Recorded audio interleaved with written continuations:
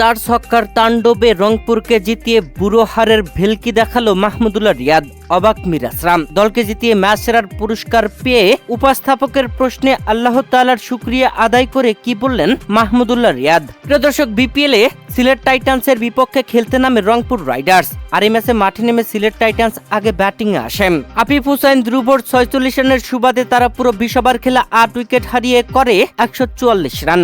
145 রানের টার্গেটে ব্যাট করতে নেমে রংপুর রাইডার্সের তাণ্ডবে ব্যাটিং। তবে শুরুতে পরপর 4টি উইকেট হারিয়ে ফেলেছিল।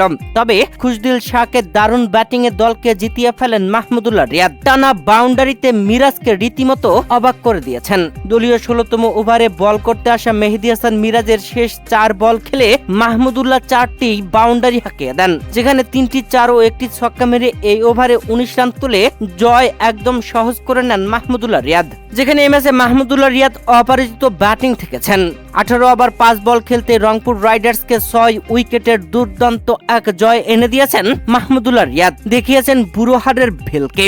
আর মাহমুদুল্লাহ রিয়াদের এমন দারুণ ব্যাটিং দেখে রীতিমতো হতভম্ব সিলেট টাইটান্সের অধিনায়ক মেহেদী হাসান মিরাজ। তার বলে যে 4 ছক্কার বাউন্ডারিতে বলের সাল তুলে ফেলেছে মাহমুদুল্লাহ রিয়াদ। প্রিয় দর্শক, মাত্র 7 বল হাতে থাকতে 6 উইকেটের দারুণ জয় তুলে নিয়েছে রংপুর রাইডার্স। আর এই ম্যাচ জয়ের নায়ক হয়েছেন মাহমুদুল্লাহ রিয়াদ। পেয়েছেন ম্যাচ সেরার পুরস্কার। ম্যাচ সেরার পুরস্কার হিসেবে 1 লক্ষ টাকা পুরস্কার পেয়েছেন মাহমুদুল্লাহ রিয়াদ। আর মাহমুদুল্লাহ রিয়াদের এমন দারুণ ব্যাটিং এ রংপুর রাইডার্স জয়ের পরে মাহমুদুল্লাহ রিয়াদের স্ত্রী ফেসবুকে পোস্ট করেছেন। ক্যাপশনে লিখেছেন আলহামদুলিল্লাহ, এরপরে ইমোজি যোগ করেছেন, তারপরে লিখেছেন এতটাও বুড়ো হয় নাই, এরপরে আরেকটা ইমোজি যোগ করে দিয়েছেন। প্রিয় দর্শক, এই ম্যাচে ম্যাচ সেরার পুরস্কার পাওয়ার পরে আল্লাহ তাআলাকে ধন্যবাদ দিয়ে উপস্থাপকের প্রশ্নে মাহমুদুল্লাহ রিয়াদ বলেন, শুরুতে আল্লাহকে ধন্যবাদ, আমি বেশ খুশি দলের হয়ে পারফর্ম করতে পারাই। এর পাশাপাশি আমাকে বিনয়ী থাকতে হবে, কারণ এই বিপিএলে এখনো নিজেকে প্রমাণ করার অনেক কিছু বাকি আছে।